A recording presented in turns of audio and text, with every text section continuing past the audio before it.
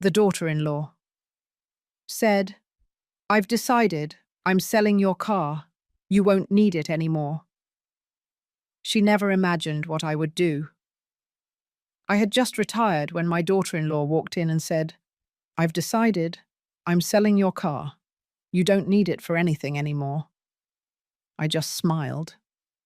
The next morning, my car was gone, but not for the reason she thought. I had given it away to someone who truly deserved it. That's how she was left speechless. It was a Tuesday afternoon. I had just returned home from the school with my final box of belongings, photos of generations of students, faded diplomas, a mug that read, "Teacher of the Year, 1998. 40 years of teaching elementary school at the Benito Juarez School was over. 40 years of waking up at 5 in the morning. 40 years of wiping noses, bandaging scraped knees, and teaching children who arrived not even knowing their own names how to read. And now, at 67 years old, my retirement had finally arrived. I was organizing my pension documents on the dining table when I heard the door open without a knock. Not a tap, not a good afternoon, nothing. Just the squeal of the hinges and the loud clatter of her heels against the tile floor. Vanessa walked into my house like someone entering conquered territory. She wore that navy blue dress she always uses when she wants to look important. Her hair was pulled back in a bun so tight it looked like it was tugging her skin. And that cold stare that I had learned to recognize over the past 3 years. That calculating stare that measures, that counts mentally what she can take. She didn't greet me. She just stood in front of me, arms crossed, one knee slightly bent, as if I were an employee who needed instructions. "Amelia," she said, using my first name without the respectful Mrs. that any respectful daughter-in-law would use. "I've decided something important. I'm selling your car. You don't need it for anything anymore. A woman your age, retired, shouldn't be driving around the city. It's dangerous. Besides, Robert and I need that money for the down payment on a bigger apartment." Just like that, without asking, without consulting, like someone deciding what to do with a piece of old furniture that's in the way. My silver Mitsuru, that 2010 model car that I bought with so much effort after saving for 2 years, giving private lessons on Saturdays and selling homemade baked goods on Sundays on the corner. That car that took me to school every morning, that transported my son when he was little, that carried groceries for families in need, that witnessed my tears when I became a widow, and also my laughter when Robert graduated. I felt a hollow in my stomach, a void that opened like a crack in an earthquake. But something strange happened. Instead of crying, instead of yelling, instead of pleading, I smiled. A small, quiet smile that must have disconcerted her, because I saw her eyebrows furrow slightly. "Did you hear me?" she asked, with that tone she uses when she thinks someone isn't understanding her orders. "I heard you perfectly, Vanessa," I replied with a calm I didn't even expect myself. "Good. I'll come for the keys tomorrow at 10 in the morning. I already have a buyer. He'll give you $85,000. It's a good price for a car that old." $85,000 that I was sure wouldn't even reach my hands. She turned around and left the same way she came in, without saying goodbye, leaving behind only the scent of her expensive perfume and the weight of her words like stones on my chest. I closed the door. I stood there, in the middle of my living room, surrounded by my retirement boxes, feeling like the walls of my own house were closing in on me. But that smile wouldn't fade, because Vanessa had just made the biggest mistake of her life. She had just awakened something in me that had been dormant for too long. My dignity. And what she didn't know, what no one in my family knew, was that I had an ace up my sleeve, a secret kept for 25 years, a card I was about to play. But they didn't know that yet. The next morning, My car would no longer be in the driveway, but not for the reasons Vanessa imagined. If you want to know how this retired teacher taught the toughest lesson to the one who tried to strip her of everything, stay until the end. And if this story resonates with you, subscribe to the channel to keep sharing real-life stories that will make you feel like you are not alone in your battles. Because what came next changed everything. And I swear Vanessa never saw what was coming. I should have seen the signs when Vanessa entered our family like a storm disguised as a breeze. But a mother always wants to believe the best about the person who makes her son smile, even if that smile is fake. It was February of 2022. Robert was 42 years old, and I had given up hope of seeing him married. Not because he wasn't a good man, but because he was too good, too noble, too naive. The type of person who believes everything they are told, who never suspects others' intentions, who thinks the world is as honest as he is. I raised him alone since he was 7 years old, when his father died in a construction accident on a site in Los Angeles. We didn't receive a single dollar of compensation. Nothing. It was just him and me, an elementary school teacher with a salary of $9,000 monthly, and a boy who had just lost his dad. Those were tough years. Very tough. I remember the nights preparing packed lunches at 5 in the morning, ironing his school uniform while he slept, inventing games so he wouldn't notice that we didn't have money for toys. I remember selling homemade desserts at school, doing sewing for the neighbors, giving private lessons until 11 at night to pay for his college. Robert studied accounting, graduated with honors, and got a job at a mid-sized firm in New York. He didn't earn much, about $18,000 a month, but it was stable, responsible, a good man, just a lonely one. Until she arrived. Vanessa appeared at his office one April day, a medical insurance salesperson. 28 years old, almost 15 less than my son. Tall, thin, with that type of cold beauty that intimidates, straight hair to her shoulders, perfectly manicured nails, clothes that made it clear she knew exactly the effect she caused. Robert introduced her to me 3 weeks later. I still remember that afternoon. I prepared a pot roast, macaroni and cheese, and creamed corn. I put out my embroidered tablecloth, the one I only used for special occasions. I wanted to make a good impression. I wanted her to see that my son came from a family with values, with a warm home. Vanessa arrived late, 40 minutes late. She didn't even apologize. She sat at my table, looked at the pot roast as if it was something suspicious, and said, "Oh, I don't eat much. I'm watching my figure." Robert laughed nervously. I swallowed the comment like someone swallowing glass. During that meal, Vanessa did exactly 3 things. Check her cell phone every 2 minutes, talk about how expensive everything was in New York City compared to Dallas, where she was from, and ask, with a smile that didn't reach her eyes, if I had ever thought about selling my house. "Well, this area is appreciating a lot," she said, running her finger along the rim of her water glass. A property like this, even though it's small and, shall we say, traditional, could be worth about $1,200,000, maybe more.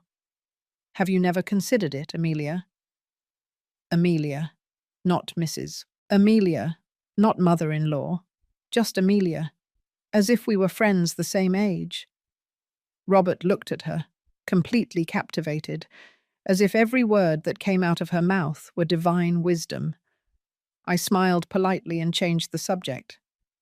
But that night, when they left, I sat in my kitchen until 2 in the morning, with a knot in my stomach that I couldn't explain. 6 months later, they were married. 6 months. Not even a decent courtship. Robert called me to give me the news, like someone announcing they bought a new car. Excited, rushed, not letting me get a word in. "Mum, Vanessa is incredible. She makes me so happy. We're getting married civilly next Saturday." Just something simple. You, her, two witnesses. Nothing ostentatious. Nothing ostentatious because they didn't have money for a wedding. Or rather, because Robert Shivu didn't have money. Because later I found out that Vanessa had debts. Lots of debts. Credit cards maxed out on designer clothes. A personal loan of $68,000 that she never paid. And a history of jobs that lasted a maximum of 6 months before she was fired or quit. But I didn't know any of that yet. The day of the wedding, I brought a red velvet cake that I made with my own hands. Vanessa didn't even try it. She said it had too many calories. And from that day on, my son began to disappear. Not physically, but in essence. The Sundays he always came to eat with me became less and less frequent. First, every 2 weeks. Then, once a month. Then, hardly ever. When I asked him, he always had the same excuse. Vanessa has plans, Mum. You know how wives are. No, I didn't know, because I was a wife, and I never pushed my husband away from his mother. The phone calls, which used to be daily, turned into short text messages. Busy, Mum. I'll call you later. But he never called, and when I finally visited them in their rented 2-bedroom apartment in Jersey City, I felt Vanessa measuring every minute of my presence, like someone counting the seconds until an unwanted guest leaves. But that wasn't the worst part. The worst part was seeing Robert repeat her words like a trained parrot. Mum, don't you think you should think about moving to something smaller? Maintaining a house is a lot of work for a woman alone. Mum, Vanessa says you should be thinking about your future. Where are you going to live when you're older? Mum, is it true that you have savings? Because if so, you could help us with the down payment on a better apartment. My son. My boy. The one I raised with so much sacrifice. Now he was the echo of a woman who barely knew him. And I kept quiet. I nodded. I smiled. Because I was afraid. Afraid that if I said something, if I confronted, if I complained, I would lose him forever. So I swallowed every hurtful comment, every insinuation, every contempt disguised as concern, until that Tuesday of my retirement arrived, until Vanessa crossed the line she should never have crossed. And that's when something inside me said, enough. But before everything exploded, things got much worse. Because Vanessa didn't just want my car, she wanted my entire life. It wasn't a stab. It was a slow poisoning, designed so no one would notice except me. The next 2 years after their wedding were like watching water erode stone, drop by drop, day after day, until one day you wake up and there is nothing solid left to stand on. It all started with the loans. The first loan was 6 months after the wedding. A call from Robert, his voice heavy with shame. Mum, could you lend us $5,000? Vanessa had some unexpected medical expenses. We'll pay you back next month, I promise. $5,000. It was almost 1/3 of my bi-weekly pay. But he was my son. Of course I gave it to them. They never paid me back. 3 months later. Mum, we need $12,000 to fix Vanessa's car. The engine broke down. It's urgent, or she'll lose her job. $12,000 that I took from my emergency savings. They didn't pay that back either. Then it was $20,000 for an incredible investment opportunity Vanessa had found. A multi-level beauty product business that promised 300% returns. Mum, this is going to change our lives. In 6 months, we'll pay you back 3 times the amount. That business went bankrupt in 2 months. Vanessa never mentioned it again, and I never saw that $20,000 again. In total, during those 2 years, I lent them $73,000. $73,000 bill from a retired teacher who was earning $15,400 a month in pension. But the money wasn't the worst part. The worst part was how Vanessa started creeping into my life like poison ivy. It started with casual visits when I wasn't home. Robert had a copy of my keys forever, for emergencies. But now Vanessa used them to enter my house when I was giving private lessons or grocery shopping. I would come back and find things moved. Open drawers, papers shuffled. "Oh, Amelia, we stopped by to drop this off and I took the opportunity to look for that receipt you asked me for," Vanessa would say when I confronted her on the phone, with that sweet voice she used when she knew she had done something wrong. But I had never asked her for any receipt. She was searching, checking, investigating. Looking for what? I didn't know yet. Then the comments about my house started. "Oh, mother-in-law, don't you think this house is too big for you alone? It has 3 bedrooms. You only use 1. It's a waste. This area is dangerous for an older woman living alone. Have you thought about moving to a building with security? Safer, more practical. A 1-bedroom apartment would cost you $3,000 in rent, and you could sell this house. Imagine all that money in the bank." All that money that, coincidentally, she could help me manage. Robert nodded to everything, like a puppet. Family Sundays, which were once sacred, turned into interrogations disguised as conversation. "And how much is your pension, Amelia? Do you have life insurance? In whose name is it? Have you made a will? Because you should. At your age, you never know." At my age? As if I were 90 years old. I was 65. I was healthier than 40-year-olds. But to Vanessa, I was already a useless old woman waiting to die. And Robert said nothing. Never said anything. The worst moment came one Sunday in November last year. We were eating turkey chili that I had been preparing since 6 in the morning. Robert had 2 helpings. Vanessa barely tasted it, as usual. Then, in the middle of the meal, she dropped the bomb. "Amelia, Robert and I have been thinking. We believe it would be better for you, for your well-being, to consider moving into an assisted living facility." My blood froze. "An assisted living facility?" I asked, unable to believe what I was hearing. "Yes, but not just any one. A quality one.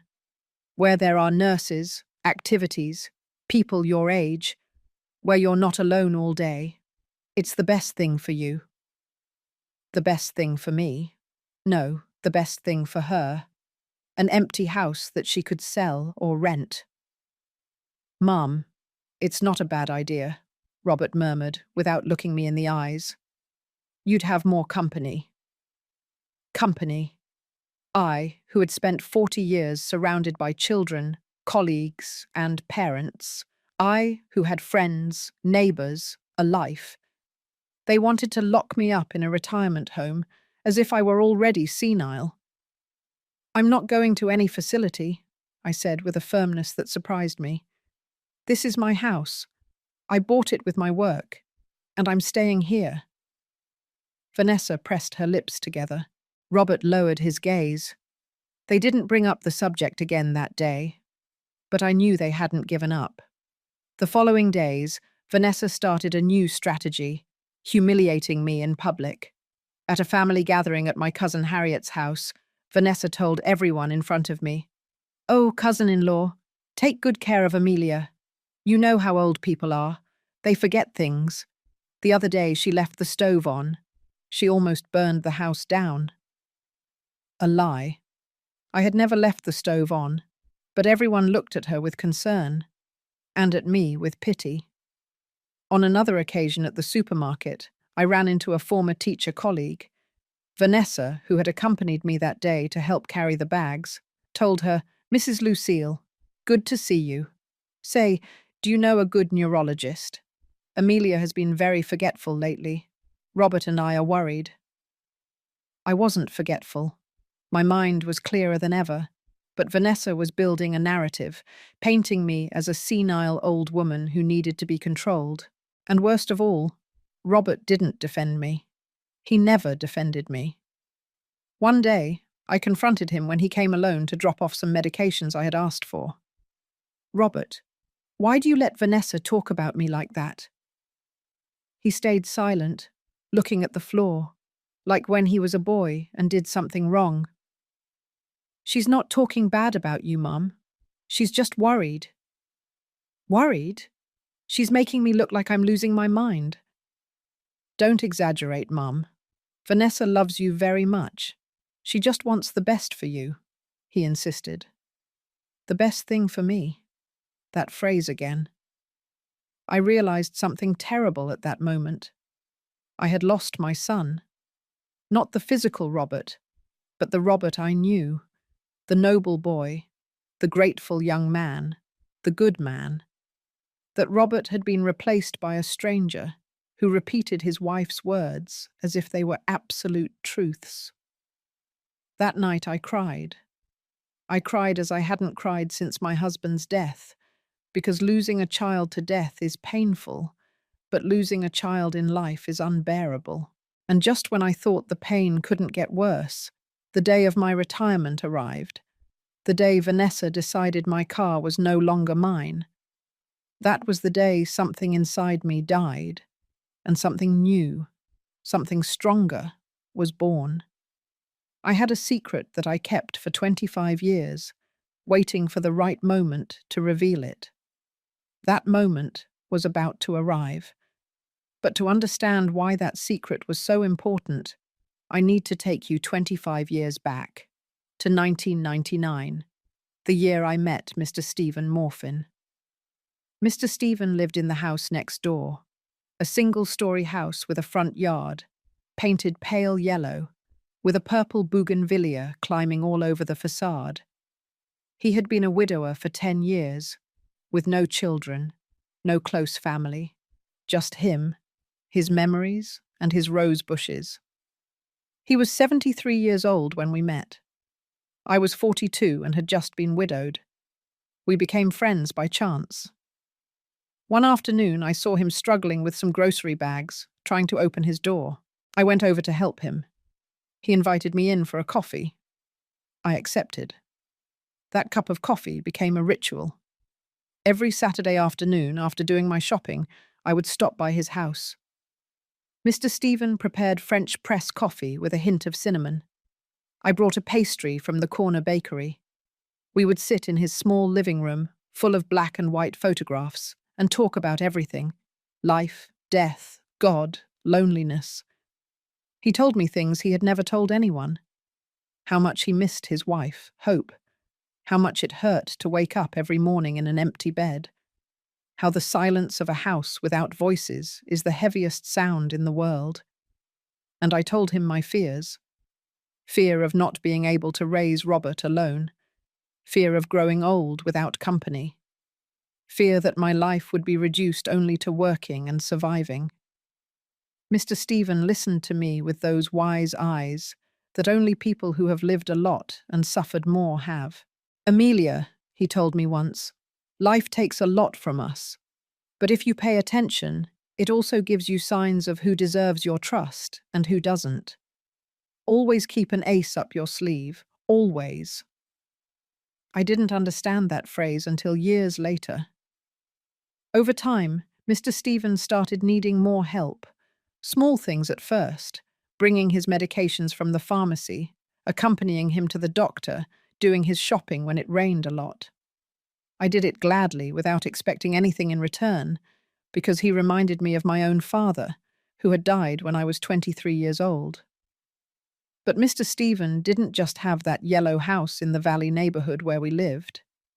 He had another property, one he had bought in the 1970s, when Palm Springs was still cheap and quiet. A large plot of land with a 2-story house, a garden with fruit trees, and a 3-car garage. He had bought it thinking of retiring there with his wife. But Hope died before they could move in, and Mr. Stephen never had the courage to go alone. He rented that property. $5,000 a month back then, which was enough for him to supplement his pension. The years passed. Mr. Stephen turned 80, then 83, then 85. His health worsened. Diabetes, high blood pressure, knees destroyed by arthritis. I went every day. I prepared his food, gave him his medications, bathed him when he couldn't do it alone anymore. I accompanied him to the hospital for every emergency. Robert, who was 17 years old then, also helped him. He mowed his lawn, fixed things that broke. He read the newspaper to him when Mr. Stephen couldn't see well anymore.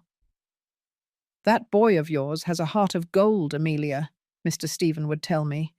"You raised him well, very well." In 2009, Mr. Stephen had a heart attack. He survived, but was left very weak. One October afternoon, he called me to his house.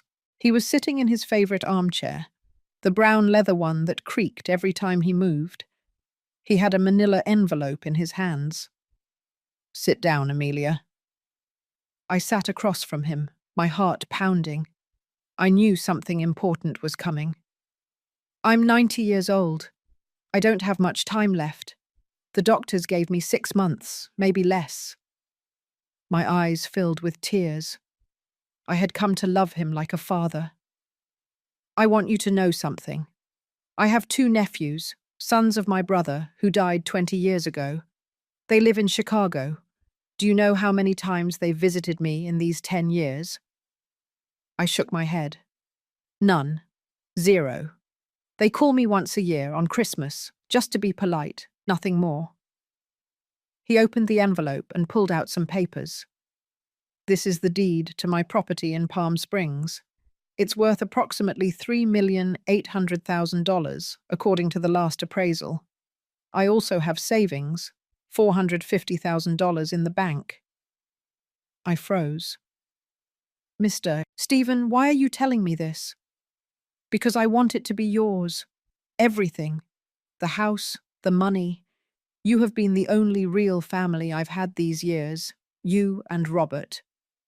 "I can't accept that," I said immediately. "What about your nephews?" "My nephews left me to die alone. You gave me dignity in my final years. It's already decided. I went to the notary last week. Everything is in your name. Legal. Signed. Sealed." I cried. I cried so much my chest hurt. "But I want to ask you something," Mr. Stephen continued. "Don't tell anyone. No one. Not even Robert. Not yet. Wait. Observe. Life will show you who deserves to know and who doesn't. Why? Because money changes people, Amelia. It brings out the worst in them. You are good. Too good. And good people are easy prey for vultures. So keep it as an ace up your sleeve. And when the time comes that someone treats you like trash, when someone believes you have nothing, when someone tries to strip you of your dignity, that's when you bring it out and show them that you were always stronger than they thought." Mr. Stephen died 3 months later, in January of 2010.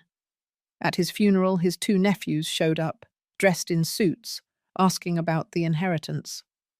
The notary informed them that everything had been inherited by Amelia Sanchez. I changed your last name to a more common one in the US. They almost sued me. They said I had manipulated him, that I was an opportunist, that I had surely blackmailed him. But all the papers were in order. Mr. Stephen had even left a letter explaining his reasons. The judge dismissed the case. The nephews disappeared.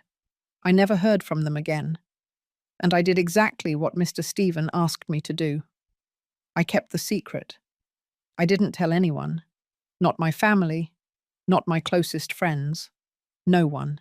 I kept the Palm Springs house rented out. I raised the rent over the years.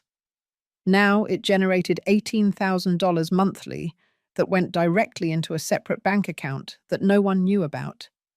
For 25 years, that money grew. I invested it smartly. I paid off the house where I lived, which I still owed on.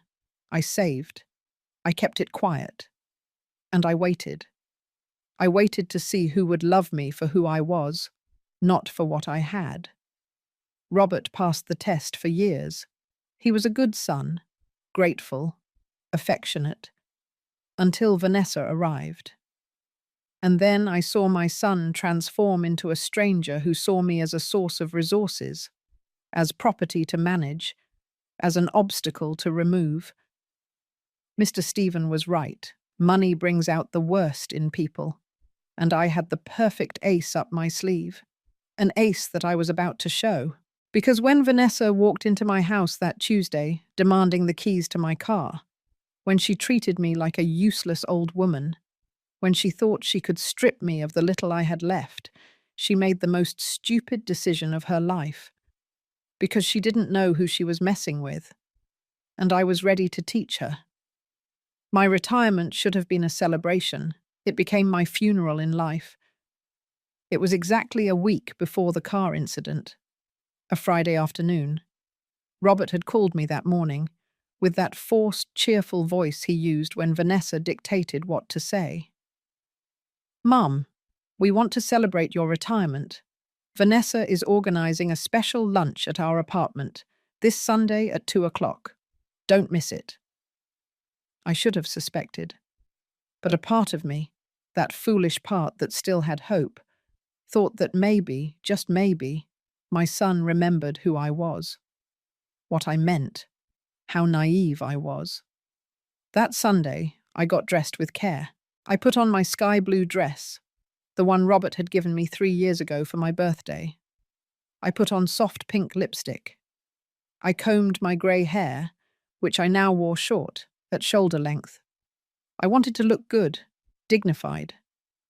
I brought a carrot cake that I had baked since 6 in the morning, Robert's favourite since he was a child. When I arrived at their apartment in Jersey City, I knocked on the door with my heart beating fast. Hope, mixed with fear. Robert opened it. He gave me a quick, mechanical hug, the kind of hug you give out of obligation, not love. "Come in, Mum." The apartment smelled like store-bought rotisserie chicken, not home-cooked food. Vanessa was sitting in the living room with her laptop open on the coffee table. She wore grey sweatpants and a white blouse. She hadn't even dressed up for the celebration. She didn't get up to greet me. "Hello, Amelia. Leave the cake in the kitchen." Not, "What a beautiful cake." Not, "Thanks for taking the trouble." Nothing. I left it in the kitchen and returned to the living room. I sat on the individual armchair, the farthest one from the two of them, who were together on the main sofa, as if they were judges and I was the accused. "Well, Mum," Robert began, clearing his throat nervously. "Vanessa and I want to talk to you about something important." Vanessa turned the laptop toward me. On the screen was an Excel spreadsheet. Numbers, calculations, percentages. "Amelia, we made a life plan for you, so your retirement is more comfortable and secure." A life plan, made by her, without consulting me. "What kind of plan?" I asked, feeling my stomach clench. Vanessa smiled, that shark smile she used when she thought she had total control. "Look, we analyzed your financial situation. Your pension is $15,400 monthly, correct?" I hadn't told anyone that figure. How did she know? Then I remembered. My retirement papers.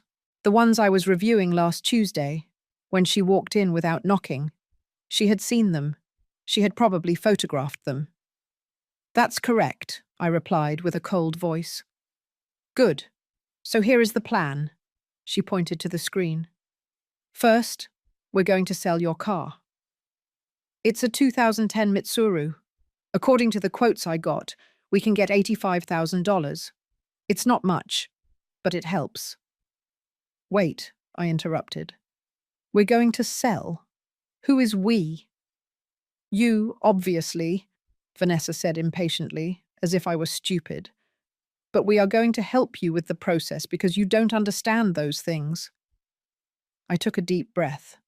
I didn't say anything yet. Second point, she continued. Your pension, $15,400, is a good income for a single person, but we believe you should contribute to the family. Robert is your only son. You raised him. Well, he raised you. But now it's time to give back. Give back. As if raising a child were a business transaction. We propose that you donate 60% of your monthly pension to help us. That's $9,240. You would be left with $6,160, more than enough for your basic expenses if you live modestly. $6,000 to pay for electricity, water, gas, phone, food, medicine, unexpected expenses. And how exactly would this help me? I asked. Because you would be helping your family, Amelia, Vanessa replied with that condescending tone you use with small children. Robert and I need to save for a down payment on a bigger apartment. We want to have children soon. Your future grandchild will need space. Future grandchild. Using a baby that didn't even exist as emotional blackmail. Robert was staring at the floor. Coward. A complete coward. Third point. Vanessa printed a sheet of paper and handed it to me. We need you to sign a power of attorney. It's just for security. If something happens to you, Robert will be able to handle your legal and financial affairs without complications. A power of attorney, complete access to my house, my accounts, my documents. And what if I don't want to sign? Vanessa laughed, a fake, uncomfortable laugh. Amelia, don't be stubborn. This is for your own good. At your age, things can happen quickly. An accident, an illness. Do you want Robert to have to struggle with bureaucrats while you're in the hospital? Think logically. Logically. She talked about logic while planning to strip me of everything. And when do you need my answer? Now would be ideal. I have the appointment with the notary scheduled for Tuesday. Of course, she already had everything arranged, without asking me, without considering me. I need to think about it, I said, getting up from the armchair. Mum, sit down, Robert finally said, looking at me for the first time. We haven't eaten. I'm not hungry, but you brought cake. Leave it for Vanessa. Maybe she'll appreciate it. I took my purse and walked toward the door. Amelia, you're being very childish, Vanessa shouted behind me. We just want to help you. I didn't turn around. I didn't answer. I walked down the building stairs, my legs trembling. I got to my car. I sat behind the wheel. And there, in that parking lot, with the engine off and the windows closed, I broke. I cried like I hadn't cried in years, deep sobs that came from my stomach, tears that soaked my sky-blue dress, the one Robert had given me when he was still my son. It wasn't about the money. It was never about the money. It was because my son, my only son, the boy I raised alone, the one I hugged when he cried at night missing his father, the one who told me, "You're the best mom in the world," every birthday. That son saw me as an obstacle, as a source of resources, as something to manage, not as a mother, but as a burden. I drove home without remembering the way. I walked into my empty living room. I sat in my armchair. And I stayed there, in the darkness, looking at the photographs on the wall. Robert at 5 years old, in his elementary school uniform. Robert at 15, at his middle school graduation. Robert at 24, the day he graduated as an accountant. In all those photos, I was by his side, smiling, proud. At what point did I become his enemy? I picked up my phone. I almost dialed. I almost gave in. I almost told them, "It's okay. Take everything. I'll sign whatever you want. Just don't abandon me." But then, My gaze fell on the photo of Mr. Stephen that I had on my small altar, next to the Virgin Mary and my husband's photo. Mr. Stephen looked at me with those wise eyes, and I remembered his words. Vultures only respect those who fly higher than them. I put down the phone. I went to my closet. From the back, behind the boxes of old shoes, I took out a metal box with a key. I opened it. There they were. All the documents. The deed to the Palm Springs property. The bank statements. The investments. The proof that I was not the vulnerable old woman Vanessa believed. I took out my cell phone and dialed a number I had saved for years. Mr. Thompson, this is Amelia Sanchez. I need to update my will. Can you see me tomorrow? Of course, Mrs. Amelia. At 11? Perfect. I hung up, and I smiled for the first time in weeks. A smile that wasn't of joy. It was of determination. Because Vanessa had just awakened something in me that had been dormant for too long. My dignity. And I was about to remind everyone that Amelia Sanchez was not a victim. She was a survivor. And survivors don't give up. They fight back. That morning, I cried all the tears I had held back in 40 years of strength. It was 3 a.m. I couldn't sleep. Insomnia had become my most faithful companion since that disastrous lunch on Sunday. I got out of bed, put on my old cotton bathrobe, and walked barefoot to the living room. The house was in complete silence. That heavy silence that only those who live alone know. The silence that amplifies every thought, every fear, every pain. I sat on the sofa, hugging my knees to my chest like a frightened child, and looked at the photographs that filled the shelf next to the television. Robert was there, everywhere. Robert the baby wrapped in his blue blanket. Robert at 3 with his red tricycle. Robert at 7, the day his father died, clinging to my skirt with his eyes swollen from crying. I took that photo in my hands. I studied it as if I could find answers in that child frozen in time. Where was that boy now? At what point did I lose him? I remembered the day of the accident of his father, Charles, my husband for 12 years, an honest-to-the-core construction worker, the kind of man who would share his sandwich with any co-worker who didn't bring lunch. He fell from a 5th-floor scaffolding. He died instantly. The construction company didn't give us anything. They said it was his negligence, that he didn't use the harness correctly. Lies. But we were poor, without lawyers, without a voice. I was left alone with Robert, 7 years old, 1st grade. I remember that first night without Charles. Robert couldn't sleep. He climbed into my bed, crying. "Mommy, why did Daddy leave?" "He didn't leave, my love. He had to go to heaven." "Why didn't he take us?" "Because we have to stay here, but he takes care of us from above." That night I promised him something. I whispered it in his ear as I rocked him in my arms. "I promise you will never lack anything. I promise you will go to college.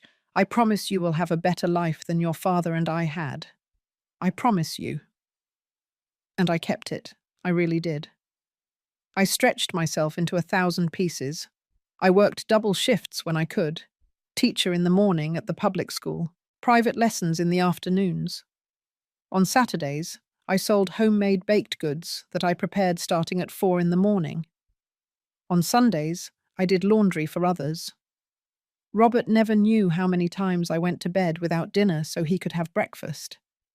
He never knew how many times I pawned my gold earrings, my necklace, my wedding ring to pay for his school supplies. He never knew I sold the only television we had to pay for his college entrance exam. I protected him from all that. I wanted his childhood to be as normal as possible, to not carry the burden of our poverty. And I succeeded. Robert graduated as an accountant, with honors. I was in the front row the day of his graduation, clapping until my hands hurt, my eyes flooded with pride. After the ceremony, he hugged me, tight, like when he was a child. "Mum, everything I am is thanks to you. Everything. I will never forget it. I promise you." Where did that promise go? Where did that man who hugged me 20 years ago go? I wiped the tears with the back of my hand, but they kept coming, like an overflowing river, because the pain wasn't just for Robert, it was for everything, for the years of sacrifice that now seemed worthless, for the sleepless nights caring for him when he had a fever, for the times I walked in the rain because I didn't have money for the bus, for the birthdays I spent alone because I was working to give him his, for the life I didn't live because I invested it in him, and now he saw me as a burden. I picked up my phone. 3:15 in the morning. I dialed Vanessa's number. My finger trembled over the call button. I almost did it. I almost called her to tell her, "It's okay, you win. You can keep the car, the money, whatever you want. Just don't take my son away. Just let me be part of his life." Because that was what hurt the most. Not losing the money, not losing the car, losing Robert. My finger was millimeters away from pressing the button. But then my gaze shifted to the altar in the corner of the living room. There was the Virgin Mary that my mother had given me when I got married. The flickering candle projected shadows onto the photographs. The photo of Charles, my husband, with his huge smile and his calloused hands from so much work. The photo of my parents, both deceased, my mother with her floral apron, my father with his straw hat, and the photo of Mr. Stephen with his beige sweater and thick glasses, looking at me with that wisdom that only life gives. Mr. Stephen, I remembered a conversation we had shortly before his death. We were in his garden. He was watering his rose bushes. I was helping him hold the hose because his hands no longer had strength. "Amelia, do you know the difference between kindness and idiocy?" "No, Mr. Stephen. Kindness is giving when you have. Idiocy is giving when you are being robbed. Kindness is helping the needy. Idiocy is letting yourself be used by those who only want to take advantage." "And how do you know which is which?" "When someone you claim to love treats you worse than a stranger, there is your answer." I stood up from the sofa, put away the phone, walked toward the altar, and lit a new candle. "Mr. Stephen," I whispered in the silence, "you told me to keep my ace up my sleeve. You told me to wait for the right moment. I think that moment has arrived." The silence of the house seemed to answer me, not with words, but with certainty. I returned to my room. From the closet, I took out the metal box. I opened it on my bed. Documents, proof, my true wealth, the deed to the Palm Springs house, now valued at $3,800,000. The bank statements, $492,000 saved over 25 years. The rental receipts, $18,000 monthly for the last 10 years. I took out a calculator and started adding up everything Vanessa and Robert didn't know existed. The total left me breathless. $4,292,000. I, the retired teacher who was no longer good for anything.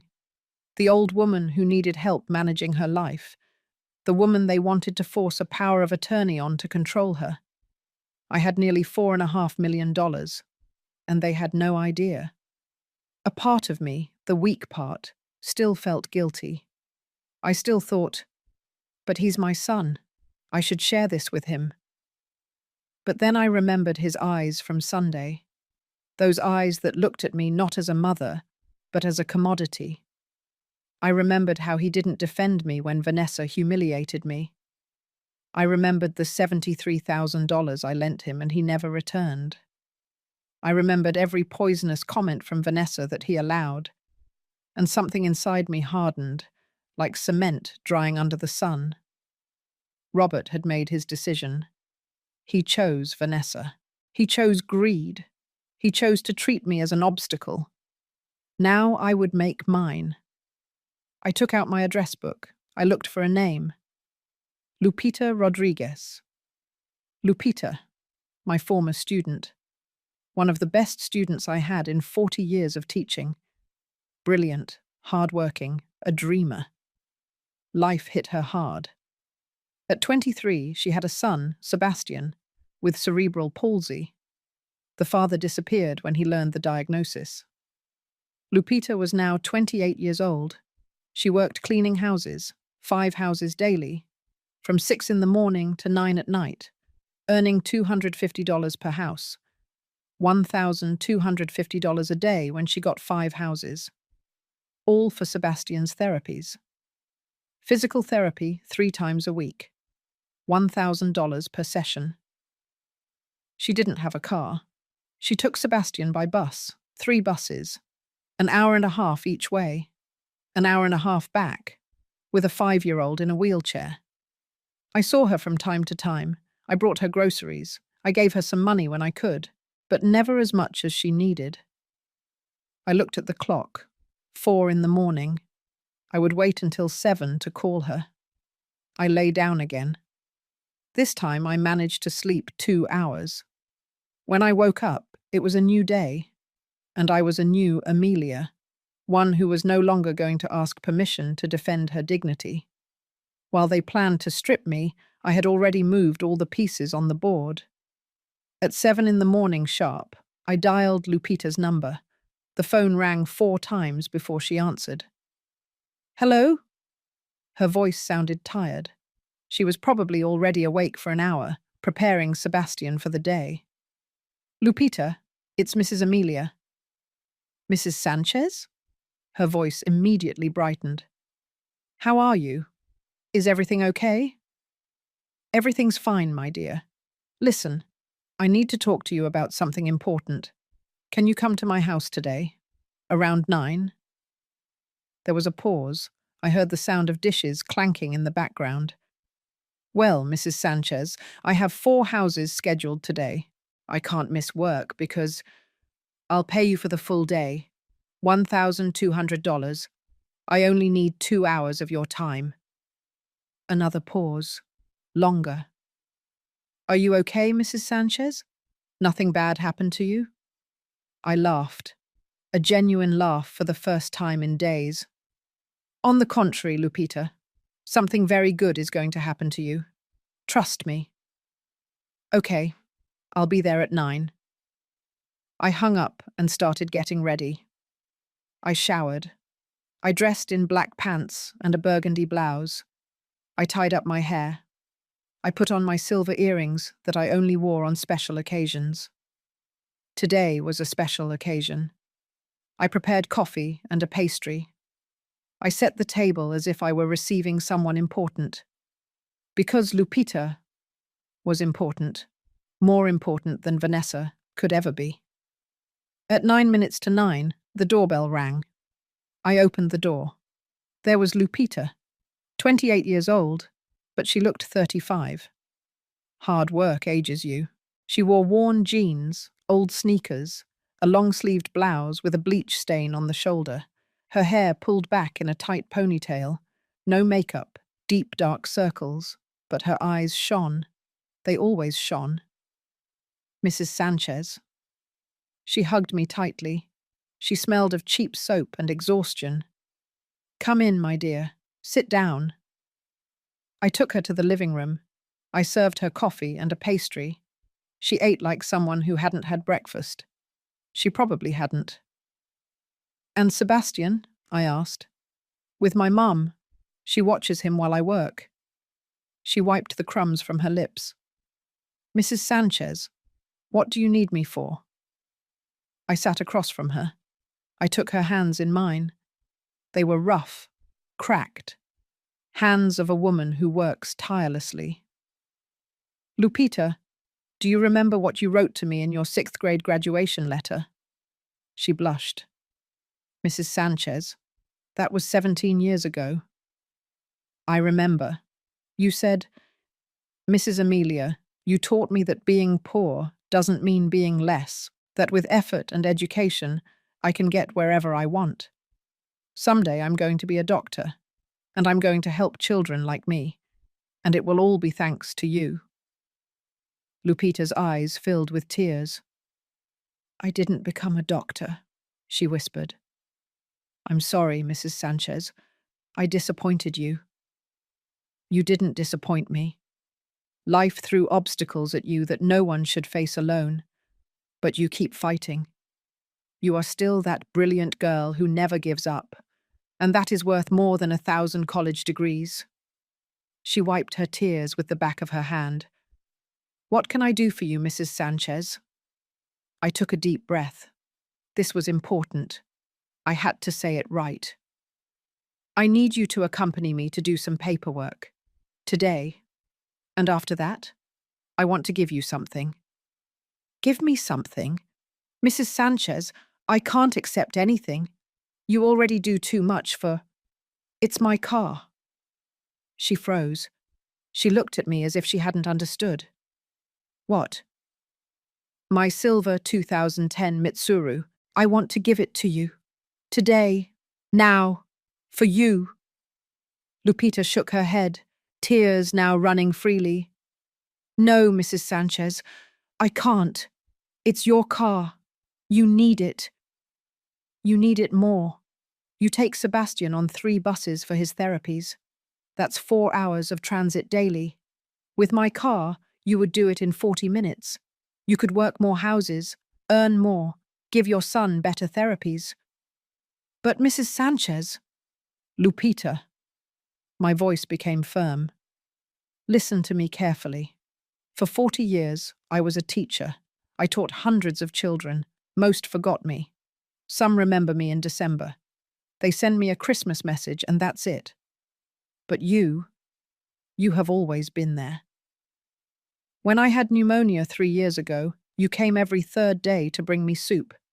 When I turned 65, you were the only former student who brought me a cake. Every May, you send me flowers for Teacher's Day, even though I know you don't have money even for your own expenses. She was sobbing now. It's just that you were the only one who believed in me, Mrs. Sanchez.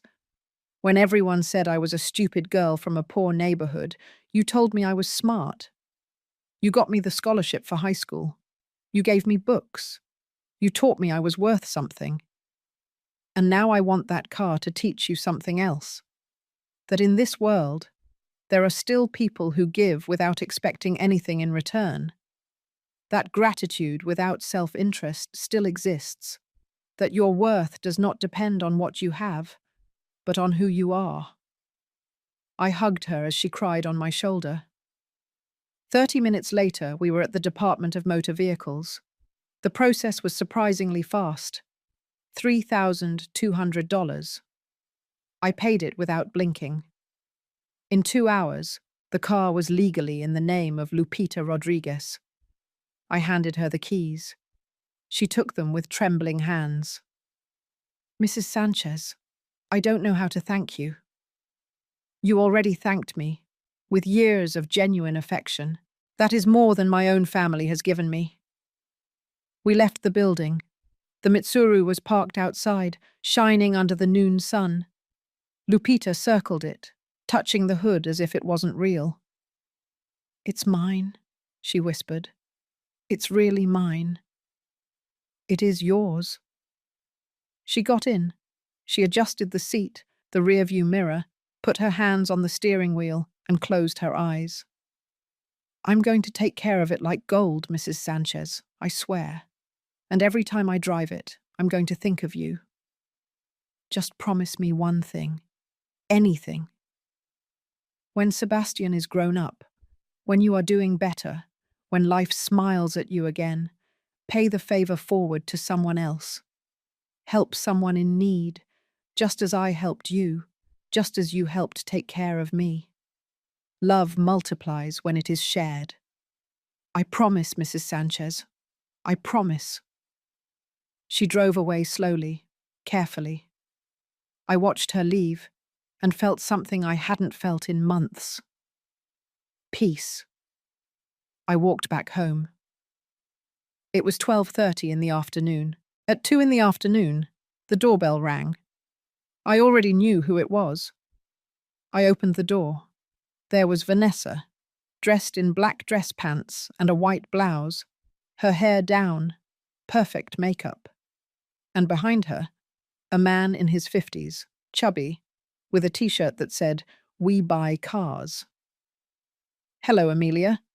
I came for the car keys." Her voice was filled with anticipated triumph.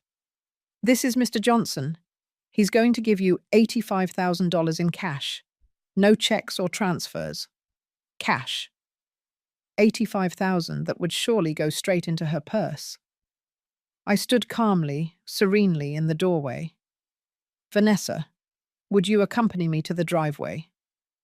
She frowned, confused by my calm tone. "What for? Just give me the keys." "Accompany me." I walked toward the side driveway of the house. She and Mr. Johnson followed me. We arrived at the spot where the Mitsuru always was. Empty. Completely empty. The silence lasted 3 seconds, then Vanessa exploded. "Where is the car?" I looked her in the eyes, without fear, without trembling. "I gave it away." Her face went through 5 emotions in 2 seconds. Confusion, disbelief, fury, panic, hatred. "I gave it away. To someone who really needed it.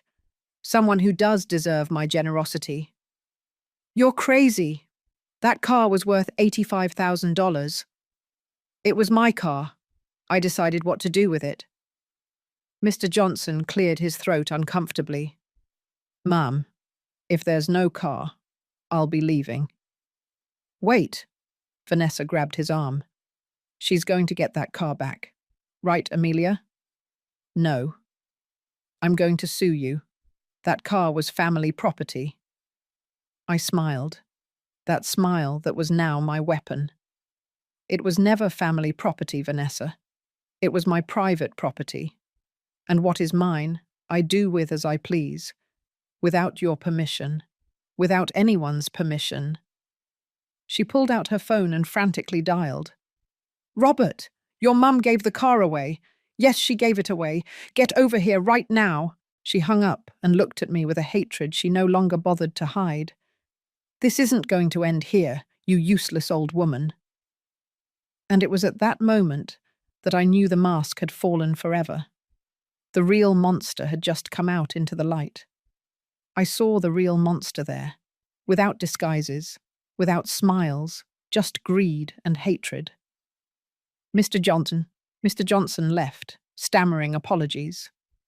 Vanessa and I stood in the empty driveway, looking at each other like 2 gladiators in the arena. "I'm going inside my house," I said calmly. "You can leave or stay outside, but you're not coming in." "Of course I'm coming in. I'm going to wait until Robert gets here." I closed the door in her face. I heard her screaming on the other side. Words I never thought anyone would say to me. Insults a daughter-in-law should never say to her mother-in-law. But I didn't care anymore. I sat in my living room. I poured a glass of water. My hands weren't shaking. My heart was beating steadily. It was strange. After months of fear, of doubts, of wanting to please everyone, now I only felt clarity. 20 minutes later, I heard Robert's car pulling up outside, his door slamming. Altered voices. Vanessa crying, yelling, explaining. Then the banging on my door. "Mom, open up!" I got up slowly. I opened the door. Robert looked distraught, sweaty. He had rushed out of work. He still had his ID badge hanging from his neck. Vanessa was behind him, with red eyes, smeared makeup, disheveled hair. She no longer looked like the perfectly groomed woman. She looked like what she was, a desperate woman who had just lost $85,000. "Mom, what did you do?" Robert's voice trembled between confusion and anger. "I gave my car away." "To whom?" To Lupita Rodriguez. Do you remember her? My former student. The one with the son with cerebral palsy. That car was worth money, Vanessa screamed from behind. It was my money, I replied without getting agitated. You have no right. Vanessa tried to enter, but Robert stopped her with his arm. Mom. Robert took a deep breath, trying to calm down. We needed that car. Vanessa and I had plans. You have a lot of plans with what is mine, Robert, but you never ask me. Because you're our family. Family is supposed to help each other. Helping is different from taking. No one is taking anything from you. Vanessa managed to push Robert and enter my house. You're ungrateful. Robert supported you your whole life, and this is how you repay him. I laughed, a dry, humorless laugh. Robert supported me. Is that what you told her, Vanessa? It's the truth. I turned toward my son. I looked him straight in the eyes. Robert Sanchez, look me in the eyes and tell me, did you ever support me? He lowered his gaze. That gave me the answer. I'm going to refresh your memory, my voice rising in volume for the first time. I supported you since you were 7 years old. I worked double shifts. I sold baked goods. I did other people's laundry. I went to bed without dinner so you could eat. I sold my television to pay for your college exam. I paid for your entire college education. And when you graduated, when you started working, the only thing I asked was that you visit me on Sundays. Nothing else. Not a single dollar. Just your time. Robert swallowed. Mum, And then she arrived. I pointed to Vanessa. And Sundays became every 2 weeks, then monthly, then hardly ever. And when you did come, it was to ask me for money. 5,000, 12,000, 20,000, $73,000 in 2 years, Robert. How much of that have you paid back to me? Silence. 0. Nothing. And even so, I never complained. Because you were my son. Because I thought you needed it. We did need it, Vanessa screamed. Shut up, I said with a coldness that made her step back. You are not part of this conversation. This is between my son and me. I'm his wife. You're a parasite. Vanessa lunged toward me. Robert stopped her just in time. Let me go. This old woman needs someone to tell her the truth. My truths? I walked up to her fearlessly. You want truths, Vanessa? I'm going to give you truths. I know that when Robert met you, you had $68,000 in credit card debt. I know you were fired from 3 jobs in 2 years. I know that the beauty business I put $20,000 of my savings into was a pyramid scheme that you knew was going to fail. How? Her face paled. Because I'm not the idiotic old woman you think. Because I hired a private investigator 6 months ago, when you started insinuating the power of attorney, because something in my intuition told me something was rotten, and I was right. I took a folder from my bookshelf. I opened it in front of them. Photos, documents, bank statements. These are your current debts, Vanessa. $122,000. What have you been paying with Robert's salary while you spend money on clothes, salons, and expensive restaurants with your friends? Robert took the folder. His hands trembled as he flipped through the papers. Vanessa, is this real? I can explain. And this? Robert pointed to another photo. Who is this man? It was a photo of Vanessa in a cafe, holding hands with a man around 35 years old. He's my cousin.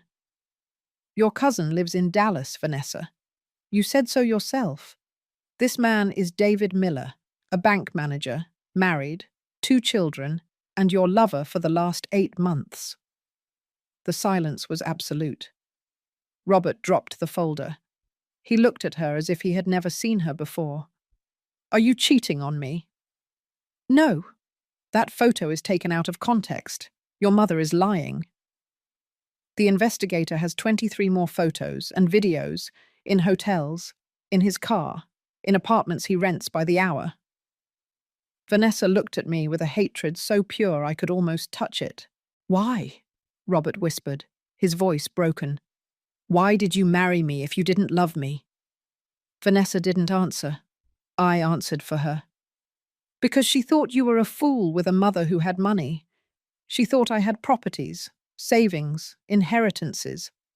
She thought if she married you, she could manipulate you into getting everything from me. That's why the constant visits. That's why searching my drawers. That's why the power of attorney. That's why she wanted to sell me, institutionalize me, make me disappear. Lies! Vanessa was hysterical now. It's all lies from this resentful old woman. Resentful? I would be resentful if I had stayed silent, if I had signed your power, if I had let you lock me up in an assisted living facility while you kept my house. But I'm not resentful, Vanessa. I'm smart. Something you never were. She lunged at me again. This time, Robert couldn't stop her in time. She pushed me. I fell onto the sofa. Go to hell, you bitter old woman. This is all your fault. If you weren't so selfish, if you had given us what we asked for, none of this would have happened. Robert grabbed her arms and pulled her back. Get out of here. Get out of my mother's house. Let me go. I said get out. He literally dragged her to the door. She was screaming, crying, kicking. Robert, don't do this to me. I love you. She's lying to you. She wants to separate us. He pushed her out into the street and closed the door. Vanessa banged on it from the outside, shouting obscenities, threatening, crying. Robert leaned against the door, breathing heavily, his eyes full of tears. And then he collapsed. He slid down until he was sitting on the floor, his back against the door, his head in his hands. And he cried as he hadn't cried since he was a child. I'm sorry, Mum, he sobbed. I'm so sorry. What did I do? What did I do? I sat on the floor next to him. I placed my hand on his back, and for the first time in months, I felt like my son had returned. But the pain was only beginning to heal, and the revelations were not over yet. It was then that I took out the manila envelope that had been waiting for 3 years. Robert was still on the floor, sobbing with his face in his hands. Outside, Vanessa had stopped screaming. I heard her car starting, the tires screeching against the pavement as she sped away. I got up slowly. My knees protested. 67 years weigh heavily when you carry so much pain. Robert, get up. Come to the table. He looked at me with swollen red eyes. He looked like a lost child. Mum, I ruined everything. Everything. Get up. He obeyed automatically. He sat in the dining chair, hunched over, defeated. I sat across from him. I placed the manila envelope on the table. That yellowish envelope that I had kept in my closet for years. The one that contained my truth, my secret, my ace up my sleeve. Before we talk about your marriage, about Vanessa, about what you're going to do now, I need to show you something. What is that? Your inheritance, or what was going to be your inheritance. He frowned, confused. I opened the envelope. I took out the documents one by one, placing them in front of him like poker cards on the table. First, the deed to the Palm Springs property. Robert took it. He read. His eyes widened. Is this a house?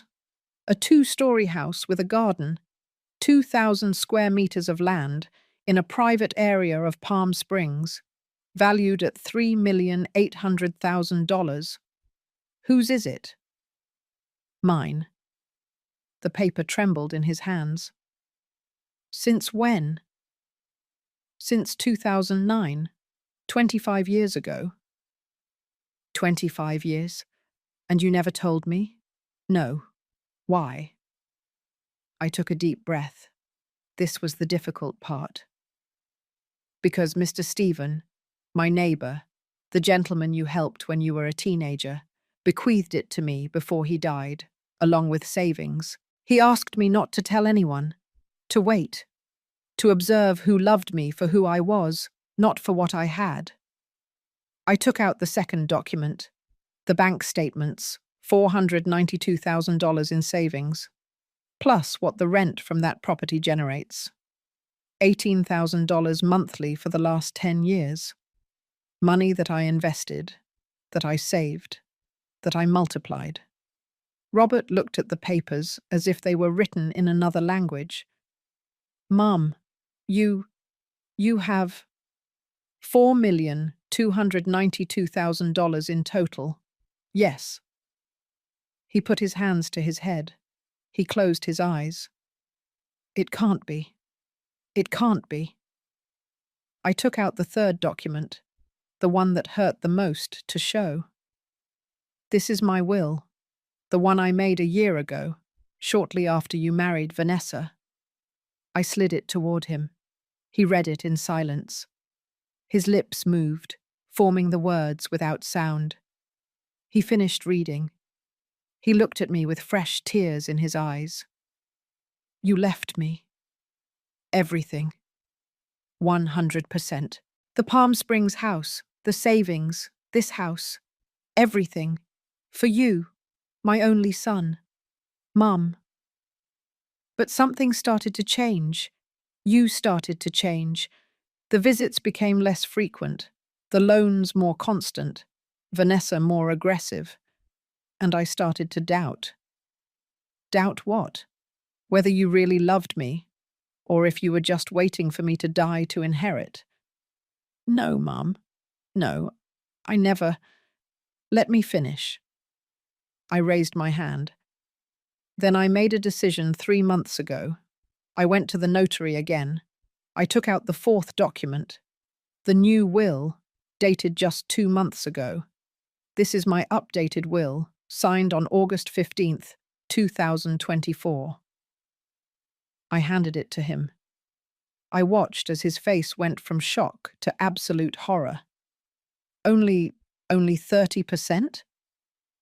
Only 30% for you. The 70% remainder is divided among 3 of my former students. Lupita Rodriguez, to whom I gave the car this morning. Marcela Olson, who takes care of me when I'm sick. And Rosario Telles, who visits me every Sunday to play dominoes and chat. But Mum, I'm your son. And they are the ones who treat me like a human being. The ones who call me to ask how I am without wanting anything in return. The ones who hug me with genuine affection, not with interest. I love you, Mum. I love you. Love me now that I'm alive, Robert. Not when I'm dead. He broke down again. He cried with deep, heartbreaking sobs. Forgive me. Please, forgive me. I was an idiot. A complete idiot. I let Vanessa poison me. I let her manipulate me. I failed you. I failed the only person who was always there for me. I got up. I circled the table. I knelt beside him, ignoring the pain in my knees. I took his face in my hands, as I did when he was a child, and needed me to look him in the eyes. Robert, look at me. He opened his eyes, those eyes that were identical to his father's. I forgive you. Really? Really, because you are my son, because I love you, because I know that the Robert I raised is still there, buried under Vanessa's lies. But what? Forgiving doesn't mean forgetting. Forgiving doesn't mean everything goes back to how it was. Forgiving means I'm not going to carry the resentment. But trust, that has to be rebuilt. And it takes time. The time you need, Mum. The time you need. And that will is not going to change. Not for now. I need to see actions, not words. I need to see that you truly understood the lesson. He nodded, wiping his tears with the back of his hand. And Vanessa? Vanessa is your problem, not mine. You decide what to do with your marriage. But I'm going to tell you something. A woman who cheats on you, who uses you, who manipulates your mother, that woman doesn't love you. She never loved you. I know. Now I know. He stayed sitting there, looking at the documents scattered on the table. My entire financial life exposed. All my secrets revealed. For years I thought you were a poor teacher who was barely surviving on her pension, he finally said, his voice hollow. And it turns out you're a multimillionaire. I'm not a multimillionaire, Robert. I'm a woman who learned to be cautious, who learned that money gives options, but it doesn't give love, who learned that sometimes you have to keep secrets to protect yourself. From your own family, from anyone who sees you as a resource, not as a person. A long silence, only the tick-tock of the wall clock. What do I do now, Mum? Now you go home. You think things through. You decide whether you want to stay with Vanessa or not. And you start building your own life, without depending on me, without expecting my money. Just you. Will you let me see you? Whenever you want, but with rules. You call before you come. You don't bring Vanessa unless I authorize it, which won't happen soon. And you come because you want to see me, not because you need something. I accept everything, whatever it takes. He stood up. I did too. We hugged. A long, tight hug, the kind that says everything words cannot. I love you, Mum. I really love you. And I you, my boy. Always. He left with his shoulders slumped, defeated but aware. I watched his car drive away through the window. I sat in my favorite armchair. Silence. My house. Empty. Quiet. For the first time in years, that silence didn't feel heavy. It felt like peace. I picked up my phone and called Lupita. Mrs. Sanchez, how is the car? Mrs. Sanchez, you won't believe it. Sebastian is so happy. He cried with excitement. We made the trip to therapy in 35 minutes. 35. What used to take us 3 hours? I smiled, a genuine, warm smile. I'm so glad, my dear. Mrs. Sanchez, are you okay? You sound different. I'm perfect, Lupita. For the first time in a long time, I'm perfect. I hung up. I looked at the altar. Mr. Stephen looked at me from his photograph. You were right, old friend. Vultures only respect those who fly higher than them. And today I flew. That night I slept 9 hours straight. No nightmares, no insomnia, just peace. Because I had recovered something more valuable than $4 million. I had recovered my dignity. And no one, ever again, was going to take it away from me. I didn't seek revenge. I sought to teach them what they never learned, the value of respect. 2 weeks passed since that day. 2 weeks of absolute silence from Vanessa. 2 weeks of daily calls from Robert. At first awkward, nervous, then increasingly genuine. Good morning, Mum. How did you wake up? Have you had breakfast? Do you need me to get you anything from the grocery store? I remembered today as the anniversary of Dad's death. I'm going to take flowers to the cemetery. Do you want to come with me? Small gestures, genuine attempts to reconnect. I responded cautiously. With affection, yes, but with clear boundaries. Good morning, son. I'm fine. I've already had breakfast, thank you. But you can come have coffee if you want. Yes, come with me, but come alone. And he came alone. The Robert who came to my door was no longer the hunched, manipulated man who repeated other people's words. He was someone more awake, more conscious, still hurt, but fighting to return. One October afternoon, he arrived with a bag of groceries. I brought you the vanilla wafers you like, and coffee. Thank you, son. I made coffee. We sat at the dining table like before, like when things were simple. Mum, I need to tell you something. My heart tightened. Here it comes. Tell me. I'm divorcing Vanessa. I've already talked to a lawyer. It's an at-fault divorce, proven adultery. I have the photos you gave me, and the investigator gave me more evidence, videos, messages, everything. How do you feel? He gave a bitter laugh. Like an idiot. Like the most stupid man on the planet.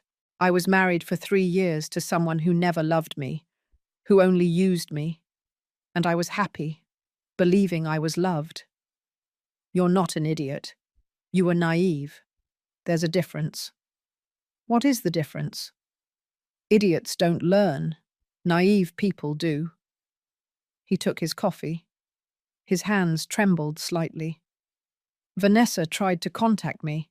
She sent me about 100 messages, crying, saying it was all lies, that you made up the photos, that this David is just a friend, that I'm the love of her life.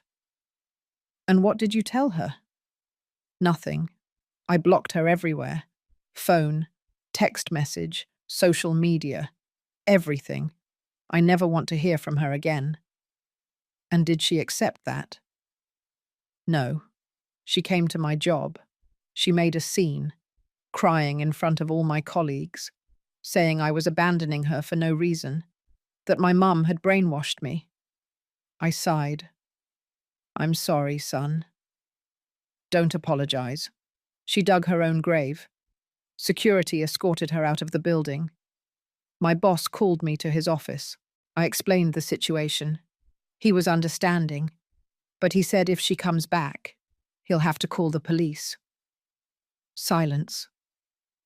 I also found out more things, Robert continued. His voice was increasingly broken. This David isn't the only one. There was another man before, and another before that. Vanessa has a pattern. She looks for men with some money. She marries or moves in with them. She squeezes them until they have nothing left, and then she moves on to the next one. How did you find out? The investigator kept digging. He found her ex-boyfriend in Dallas, an accountant like me. She did the same thing to him. She left him with $200,000 in debt. The poor guy is still paying off cards she used. I got up. I circled the table. I hugged my son from behind. I'm so sorry, Robert. Me too, Mum. I'm sorry I exposed you to that. I'm sorry I brought that snake into our family. It's over now. Do you really forgive me? I already told you. I forgive you, but trust takes time. He nodded against my shoulder. 3 weeks later, a Saturday morning, someone knocked on my door. I opened it. Vanessa.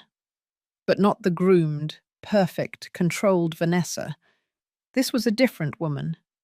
Unwashed hair pulled back in a messy bun, no makeup, deep dark circles, dirty jeans, old sweatshirt. Amelia, what do you want? To talk, please. Just 5 minutes. Everything in me said to close the door, but something, perhaps curiosity, perhaps the need for closure, made me take a step back.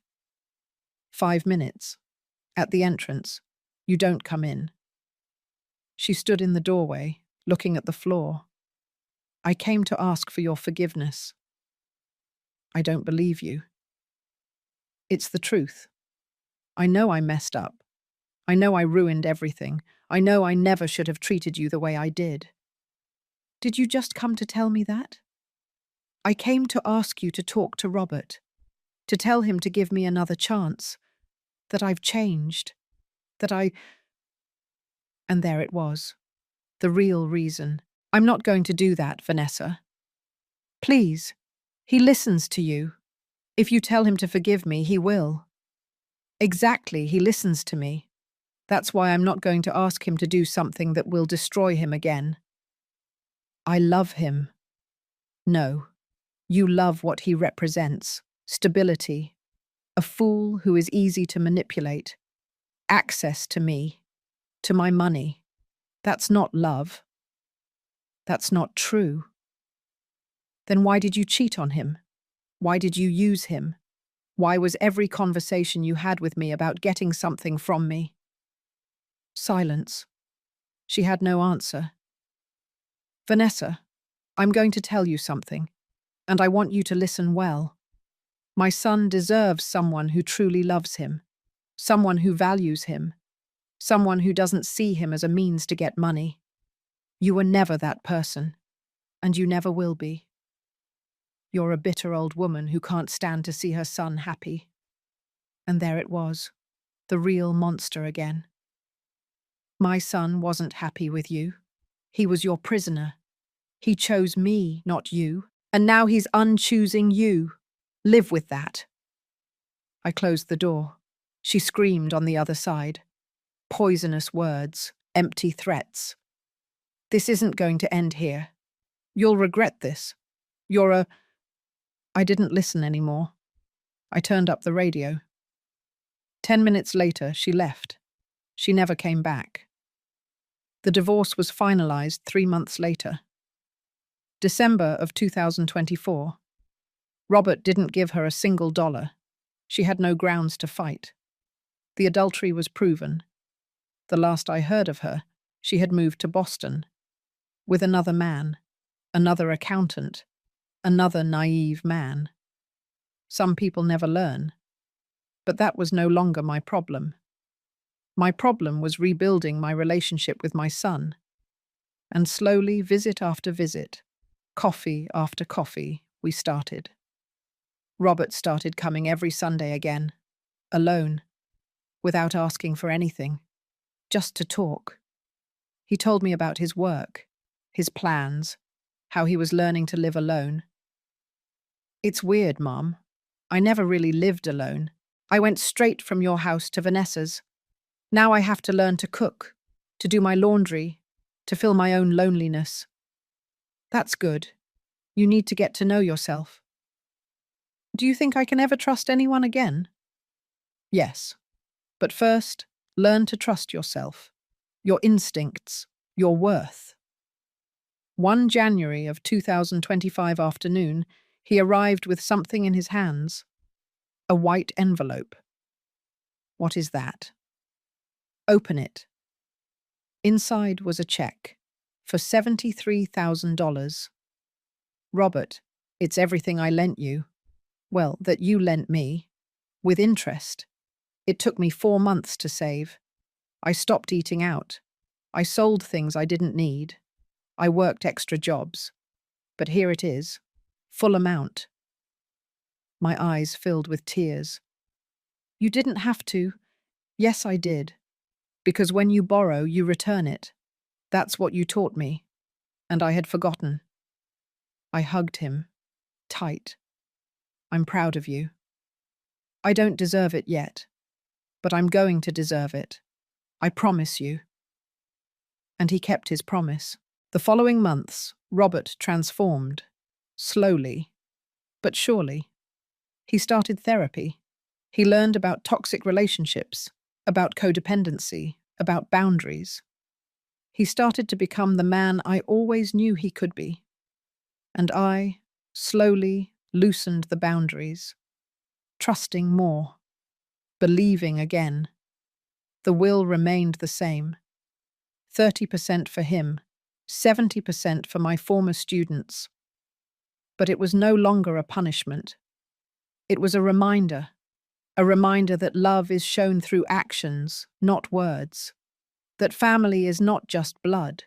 It's those who are with you through thick and thin. One April afternoon, while I was drinking coffee in my yard, Robert asked me, "Are you ever going to change the will?"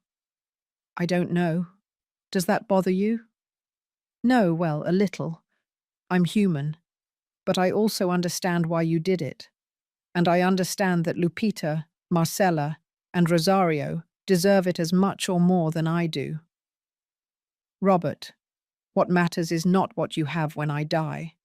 What matters is that you have me while I'm alive. He smiled, a genuine, clear smile. You're right, as always. Not always, but in this, yes. Sundays became sacred again. Robert came. Sometimes he brought food. Sometimes we cooked together. We always talked. About everything. About nothing. About life. Like before. Like it should have always been. If this story teaches you anything, let it be this.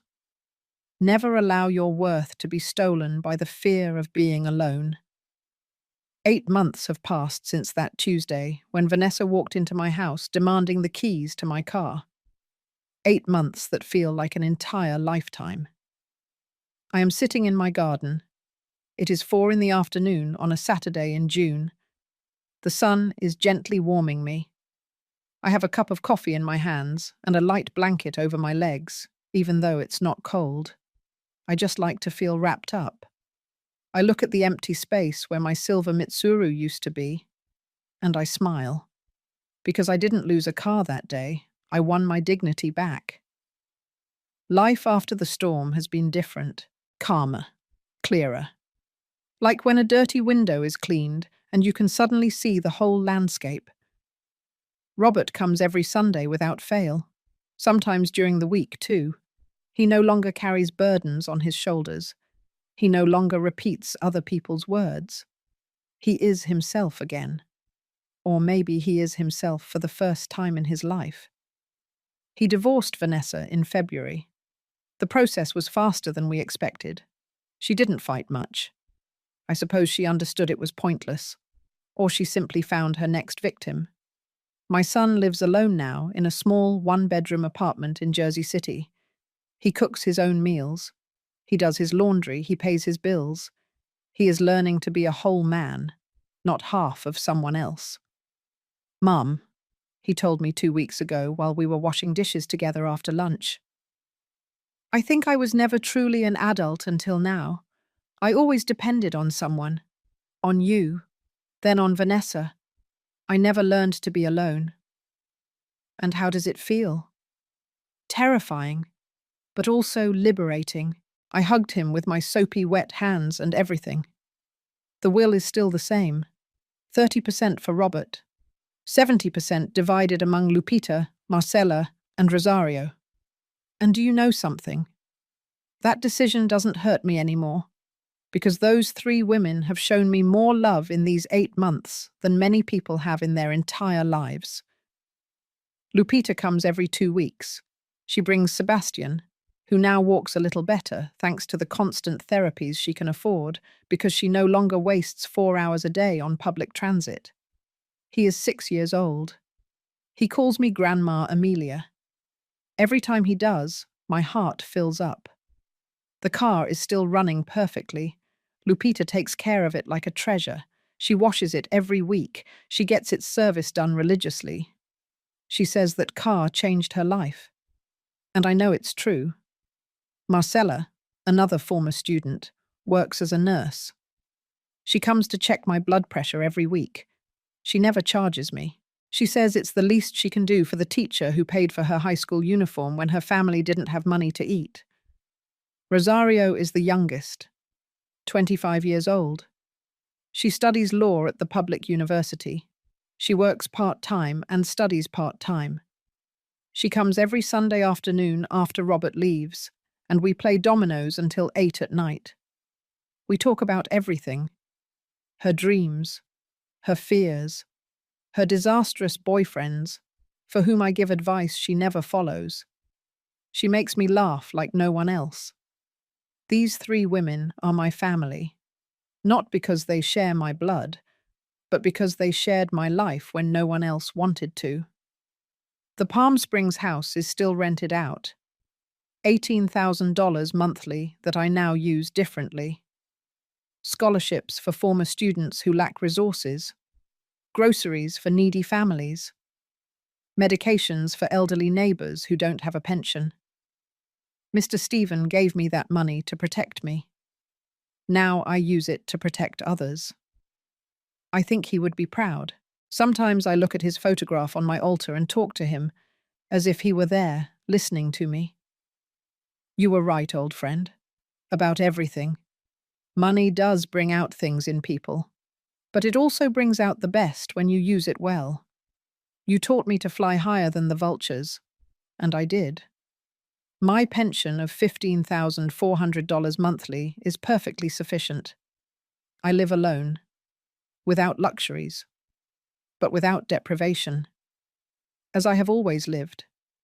The difference is that now no one tells me what to do with my money. No one tells me how to live my life.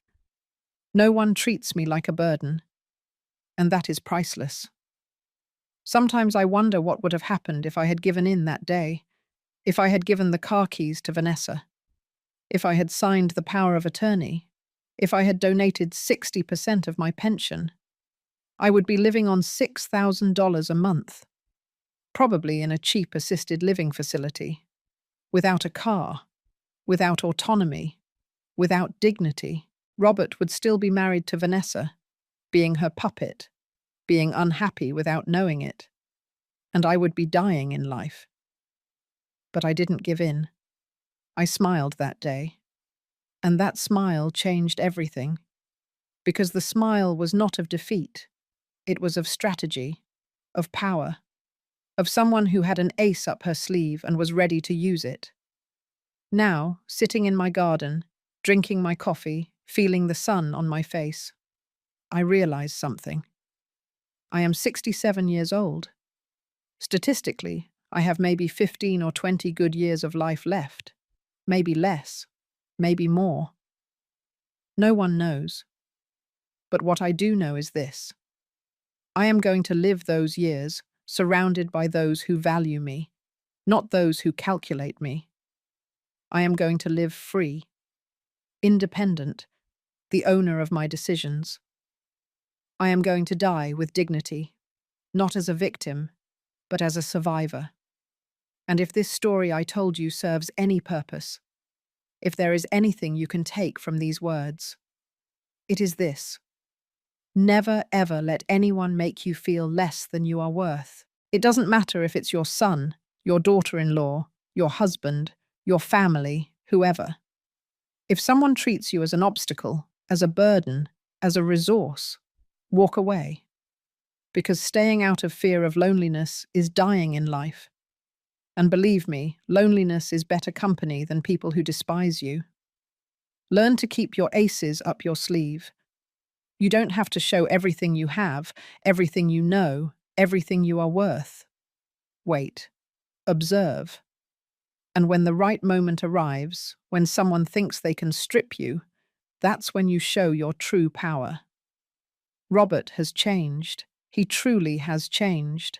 I see it in his eyes, in his actions, in how he talks to me now. Will I change the will someday? Maybe, maybe not. What matters is that he now understands that my love is not measured in dollars, that my worth as a mother does not depend on how much I bequeath him, that I am not a bank, I am his mother. And mothers deserve respect. Always. I finish my coffee.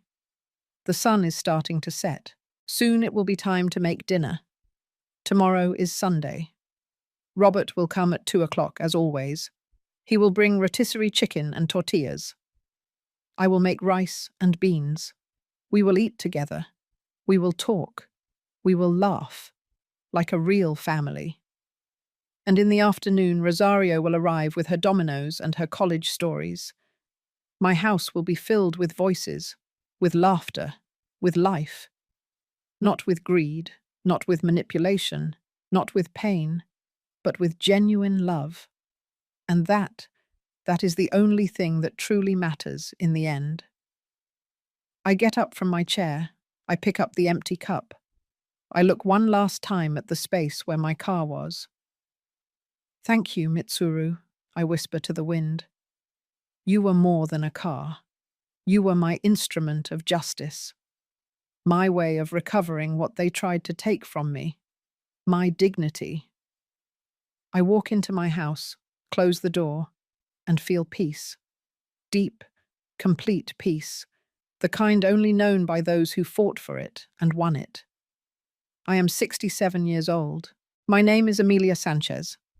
I was a teacher for 40 years, and I taught hundreds of children to read, to add, to respect. But the most important lesson I gave was the last one. The one I gave my son and his manipulative wife. The lesson that dignity is not negotiated, not sold, not given away. It is defended. With smiles, with strategy, with aces up your sleeve, and with the courage to say, enough. If my story touched your heart, if it made you feel something, I ask you to leave your comment below. Tell me, did you ever have to defend your dignity? Did you ever set boundaries with someone you thought you loved? You are not alone in this fight. There are thousands of us who have gone through this, and we all deserve respect.